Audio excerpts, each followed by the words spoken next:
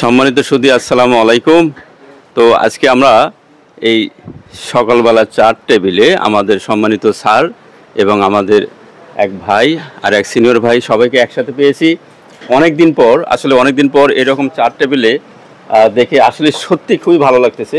তো আজকে আমরা একটা শেয়ার করব যে আমাদের ভাইদের কাছে, স্যারদের কাছে, যে আমরা এই বয়সে যে একটা ব্যাপার, সব বয়সে ভালো থাকা, সব বিষয়ের যে একটা মানে বাস্তব যে দৃষ্টান্ত, সেই বিষয়ে তাদের কাছে একটু মতামত দিতে চাইবো। তো প্রথমে আমি এই দিক থেকে শুরু করতে চাচ্ছি। জি ভাইয়া, আপনার একটু পরিচয়টা বলেন, আপনার নাম? ভাই, আমার নাম আজহারুল ইসলাম, ব্যবসায়ী, রিক্সের ব্যবসা। আচ্ছা, ভাই হচ্ছে আজহারুল ইসলাম ভাই, বিশিষ্ট ব্যবসায়ী এবং ভাই একজন ভালো মনের মানুষ। তো ভাইয়ের কাছ থেকে একটা মন্তব্য নিতে চাচ্ছি। আপনার বয়স আনুমানিক কত হতে পারে? এই 60-এর কাছাকাছি, মানে 60 বছরের কাছাকাছি বা 2-1 বছর কম বেশি হতে পারে। তো বয়স হিসেবে আপনার মানে যে বডি ফিটনেস খুবই ভালো আছে। এই ক্ষেত্রে আসলে অন্যান্য যারা জনসাধারণ আছে, মানে তাদের কি করণীয়, আসলে কি করা উচিত? মানে একটু সকালে একটু হাঁটাহাঁটি করতে হবে, মিনিমাম রোদে কমপক্ষে 2 ঘন্টা রোদে তাপ নিতে হবে ডি ভিটামিনের জন্য। আর খাওয়া দাওয়া একটু নিয়ম করে চলতে হবে। খাওয়া দাওয়া কি মানে বাইরের খাবার না বাসার খাবার? খাওয়া দাওয়া একদম করতে হবে, বাদ দেওয়াই ভালো। বাড়ির খাবারগুলো সবচেয়ে ভালো, স্বাস্থ্যসম্মত। আচ্ছা, যাই হোক, ভাইয়ের কথা থেকে আমরা যেটা জানলাম যে আসলে বাইরের খাবার যত কম খাওয়া যায় এবং বাড়ির স্বাস্থ্যসম্মত খাবারগুলোই খেতে হবে। আর কোনো কিছু, কোনো বন্ধুদের সাথে অবশ্যই সময় পেলে অবশ্যই বন্ধুদের সঙ্গে একটু সময় দিবেন, একটু সময় দেওয়া দরকার। তাহলে কি মানে একাকিত্ব একটা লাগে? হ্যাঁ, অবশ্যই তো লাগে, টেনশন। আচ্ছা, ঠিক আছে। এবার আমরা ভাইয়ের কাছ থেকে যেটা জানলাম যে আসলে বাড়ির খাবার খেতে হবে, স্বাস্থ্যসম্মত খাবার, বাইরের খাবার যত কম খাওয়া যায়, সকালে একটু হাঁটাহাঁটি এবং বন্ধুদের সাথে, ভালো ভালো বন্ধুদের সাথে মিশলে একাকিত্ব কেটে যাবে। ওকে, এবার স্যারের একটু পরিচয়টা যদি আগে বলেন। আমি গুরুদাস চন্দ্র বর্মন, সহকারী শিক্ষক, বগুলাগাড়ি উচ্চ বিদ্যালয়, গোবিন্দগঞ্জ, গাইবান্ধা। আচ্ছা স্যার, আপনার বয়স কেমন হতে পারে? আমার বয়স 50। তো যাই হোক, আজকে কিন্তু আমরা চাচ্ছি যে আমাদের বাস্তব জীবনে যেই সমস্যাগুলো সম্মুখীন হয় সেগুলো থেকে আমরা কিছু অভিজ্ঞতা অর্জন করতে চাই। তো আপনাকে যদি আমি প্রশ্ন করি, ডায়াবেটিস সবারই কম বেশি হয়, একটা সময় অনেক বেশি হয় বা অনেকের শতকরা অল্প কিছু আছে যাতে হয় না। আপনার কি ডায়াবেটিস আছে স্যার? হ্যাঁ, অবশ্যই আমার ডায়াবেটিস আছে। এটা আমি যখন বাইরে একটু জব করতাম বেসরকারিতে, তখন খাওয়া দাওয়ার অতটা ছিলাম না, সচেতন ছিলাম না। বাইরে থাকলে তো একটা হয়, রুটিন ভাবে কিছু খাওয়া হয় না। আমার মনে হয় যে ইদানিং যেটা বুঝতেছি যে এই কারণে আমার ডায়াবেটিসটা ফর্ম করছে। 2014 সাল থেকে আমি ডায়াবেটিসের পেশেন্ট। মানে প্রথম পর্যায়ে আমি খুবই কষ্ট পাইছি এবং কখনই আমি নিয়ন্ত্রণে আনতে পারিনি। তখন বিভিন্ন ডাক্তারের শরণাপন্ন হলাম, বিভিন্ন গাইড করছে, কিন্তু যখনই আমি দেখলাম আমার কাছে একটা কন্টেন্টে দেখলাম ভিডিওতে যে উনি কতগুলো সাজেস্ট করলেন যেগুলো ওভারঅল সবাইকে মেনটেন করা দরকার। যেমন উনি খাবারের কথা বলছেন যে খাবারটা সবই খাবে একটু, কিন্তু যেটা সাদা পয়জন বলে পরিচিত চিনিটা টোটালি অ্যাভয়েড করা দরকার আমি মনে করি। সবাই ডায়াবেটিস পেশেন্ট হোক আর ডায়াবেটিস পেশেন্ট ছাড়া হোক, নর্মাল হোক। আরেকটা যে বললেন যে প্যাকেটটা, যে ভাই যে চেহারা ধরে রাখার জন্য, নিরোগ থাকার, রোগ প্রতিরোধ ক্ষমতা রাখার জন্য আমাদেরকে প্রত্যেকেই এই প্যাকেটজাত খাবার, যে প্রসেস ফুড যেটা বলে, এই প্রসেস ফুডগুলো অ্যাভয়েড করা দরকার, প্রত্যেকেরই দরকার। তো ডায়াবেটিসের জন্য অবশ্যই। আর ডায়াবেটিসের আর একটা বিষয় হলো যে কিছু ব্যায়াম থাকবে, ব্যায়ামের পাশাপাশি হাসি খুশি থাকতে হবে, হাসি করতে। তখন ডায়াবেটিসের অনেকটা রিস্ক থাকে, হৃদরোগের, তারপরে ধরেন কিডনির সমস্যা হতে পারে। তো এগুলো হৃদরোগ আর হাসাহাসি বা টেনশন ফ্রি, এক কথা টেনশন ফ্রি। সেই জন্যই আমি যখনই সময় পাই তখনই কিন্তু এই সঙ্গটা আর কি খুব ভালো মনে করি আর কি, সঙ্গটা খুব ভালো লাগে আমার কাছে। তো ডায়াবেটিসের জন্য আরেকটা সতর্ক, সেটা হলো টেনশন অ্যাভয়েড করতে হবে। টেনশন অ্যাভয়েড করে। আর টেনশনে অ্যাভয়েড করার প্রথম হাতিয়ারই হচ্ছে গল্পগুজব, হাসি ঠাট্টা একটু করতেই হবে, সঙ্গ দিতেই হবে। আর এই বয়সে সঙ্গ না দিলে তো আপনি হয়ে যান, অসহায়ত্ব বোধ করবেন। ঠিক আছে, তা আসলে আপনাকেও অসংখ্য ধন্যবাদ, আপনারা যে আমাদেরকে তুলে ধরতেছেন এবং আমাদের যে পরামর্শটা নিচ্ছেন, অসংখ্য ধন্যবাদ। জি স্যারকে ধন্যবাদ। সম্মানিত শুধু আসলে ডায়াবেটিস তো অনেকেরই আছে। তো যেহেতু স্যার হচ্ছে তার নিজেরই ডায়াবেটিস ছিল, সে অনেক ডাক্তারের কাছ থেকে যে অভিজ্ঞতাগুলো অর্জন করেছে সেগুলো শেয়ার করার উদ্দেশ্য হচ্ছে এটাই, যারা ডায়াবেটিস রোগী তারা অবশ্যই নিয়মগুলো মেনে চললে ইনশাল্লাহ ভালো, না হলে আমরা নিয়ন্ত্রণ করে এগিয়ে যাব এবং একমাত্র ডায়াবেটিসটা নিয়ন্ত্রণ করা সম্ভব, স্যার কি বলেন? সম্ভব। হ্যাঁ সম্ভব। অনেকে আমাকে আমার ফিটনেস দেখে বলে যে আপনার তো মনে হয় ডায়াবেটিস নেই। আচ্ছা, কিন্তু যে এর আগে যে রহস্য আছে, আমি যে কিছু খাবার মেনটেন করি এবং রাতের বেলা আমি ভারী খাবার খাই না, মোট কথা ভাই। আপনি বললেন যে ডায়াবেটিসদের চিনি খাওয়া যাবে না। না, সাদা সাদা পয়জন যেটা, চিনি একেবারেই খাওয়া যাবে না। আর বয়স অনুসারে, হেলথের কন্ডিশন অনুসারে এক্সারসাইজ করতেই হবে। এক্সারসাইজ কখন স্যার, কোন সময়? অবশ্যই মর্নিং এবং মর্নিং আওয়ারে, মর্নিং আওয়ারে, কিন্তু সবাই মর্নিং এ, আমার মনে হয় যে বিকেলবেলাও করা দরকার ভালো ঘুমের জন্য। তবে আমি একটা কথা শুনেছিলাম, একটু আপনাদের সাথে শেয়ার করি, যে সকালে কেন এত ব্যায়াম করে, মানে দুপুরে বা বিকালে অত বেশি করে না। কারণ এর মূল কারণ একজন বলেছিল ডাক্তার, যে সকালবেলার অক্সিজেনটা বেশি থাকে আর বায়ুটা ভারী থাকে।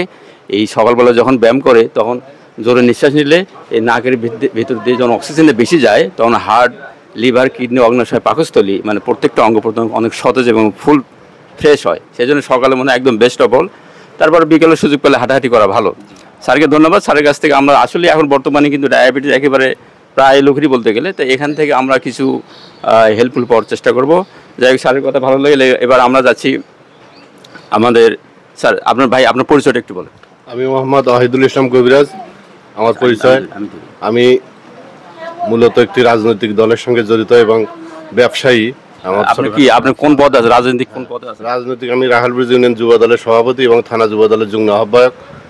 আগামী দিনে আসলে বিএনপি রাজনীতি করার চিন্তা ভাবনা করছি। আর আচ্ছা, ঠিক আছে। তা আপনার কাছে আমার প্রশ্ন, হ্যাঁ জি বলেন। আপনি ব্যবসা করেন? হ্যাঁ, আমি ব্যবসা করি। আমার ব্যবসা 2-3টা ব্যবসা, মাছ চাষ, গরুর ফার্ম এবং ধান চালের ব্যবসা, মিল চাটালের ব্যবসা। আমি এর সঙ্গেই জড়িত। আমি আসলে এই ব্যবসার মধ্যে থেকে প্রচুর পরিশ্রম করি, পরিশ্রমের উপর চলাফেরা করি এবং সকালবেলা তো ব্যায়াম করার চেষ্টা করি। আচ্ছা, মাঝখানে আমি একটু কথা বলে নেই। আসলে আমরা ভাইয়ের কাছে যেটা জানতে পারছি, উনি রাজনৈতিকভাবে তো আছেই, তার হচ্ছে 3 প্রকার ব্যবসা আছে এবং বোঝা যাচ্ছে যে ভাই আর্থিকভাবে স্বাবলম্বী এবং সামনে আরও এগিয়ে যাবে। আর আমি দেখতে পাচ্ছি আমাদের ওয়াহিদুল ভাইয়ের কিন্তু বডি ফিটনেস, স্বাস্থ্য চেহারা অনেক ভালো। তাতে আমার ধারণা হচ্ছে যে স্বাস্থ্য সম্পর্কে সে অনেক সচেতন। জি, আচ্ছা ভাই, 4বার কি যেন বলতেছিলেন বলেন।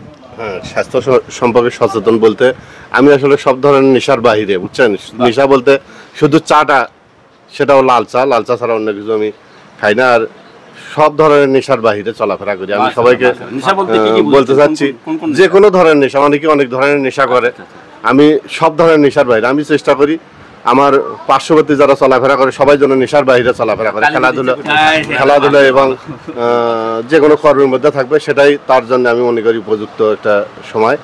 আর শরীর সম্পর্কে ভাই যেটা বলতেছেন, আমি আসলে ব্যায়াম ট্যায়াম কম বেশি খুব একটা করতে পারি না, সময় হয় না। চেষ্টা করি যখন একটু সময় পাই সকালবেলা ব্যায়াম করি। আর খাওয়া দাওয়ার মধ্যে যেটা নিয়ম মাফিক খাওয়ার চেষ্টাই করি। আমি একসময় প্রচুর খাচ্ছিলাম, তো শরীর স্বাস্থ্য দেখে অনেকেই কথাবার্তা বলে এত খাওয়া ভালো নয়, মানুষ খাওয়ার জন্য কম খাওয়ার জন্য মারা যায় না, বেশি খাওয়ার জন্য মরে। তো আমি আসলে এখন অনেক কম খাই এবং নিয়ম মাফিক চলাফেরার চেষ্টা করি। শরীর স্বাস্থ্যের মূল উদ্দেশ্য এটাই। আর আমি সবাইকে বলতে চাই, আপনারা অবশ্যই যেটুকু খাবেন সেটা কম খাওয়ার চেষ্টা করুন। কম খেলে আপনাদের বেঁচে থাকতে কোনো সমস্যা হবে না, বেশি খেলেই নানান ধরনের সমস্যার সম্মুখীন হবে। এই বলে আমি মইনুল ভাইকে ধন্যবাদ জানিয়ে আমি আমার কথা এখানেই শেষ করছি। আসসালামু আলাইকুম। আরেকটি কথা আপনার কাছে আসতে চাই। আচ্ছা, ঠিক আছে। আমি ভাই এত সুন্দর কথা বলছে, আসলে এটা আমারও কিন্তু জানার বাইরে ছিল যে উনি খাওয়া দাওয়ার কথা বলছে। আসলে মানুষ বেশি খাওয়া মানুষের সমস্যা বেশি, রাইট? ভালো জিনিস, স্বাস্থ্যসম্মত খাবার অল্প খেলে ইনশাল্লাহ শরীরের জন্য অনেক প্রোটেকশন, ভালো কাজ করবে। আচ্ছা ভাই, আপনাকে আরেকটা কথা জিজ্ঞেস করতে চাই। অনেকে তো এই যে সাংসারিক জীবনে হাজব্যান্ড হয়, পরিবারের সদস্য বা গ্রাম প্রতিবেশী সকলের সাথে বিভিন্ন দ্বন্দ্ব থাকার কারণে মানসিক একটা চাপে থাকে। আপনার কি এরকম কোনো সমস্যা আছে মনে করেন? আমার রাজনীতি করি, সেই কারণে রাজনৈতিক দলের সঙ্গে কিছু সম্পর্কের অবনতি আছে। তাছাড়া ফ্যামিলিগতভাবে আমার কোনো সম্পর্কের ত্রুটি নাই। আমি আসলে এলাকায় থাকি, আমার ওয়াইফ ছেলে তারা বাহিরে থাকে, তা আমাদের মধ্যে কোনো ধরনের মনোমালিন্য নাই। আমি সপ্তাহে 2-1 দিন হয়তো তাদেরকে সময় দেই, বাকি সময় আমি আমার ব্যবসায়িক কাজে লাগাই। তাতে আমাদের কোনো দ্বন্দ্ব কলহের কারণ নাই। আমরা আসলে সব মিলে সুখী। আসসালামু আলাইকুম। ধন্যবাদ ভাই, খুব সুন্দর কথা বলছে।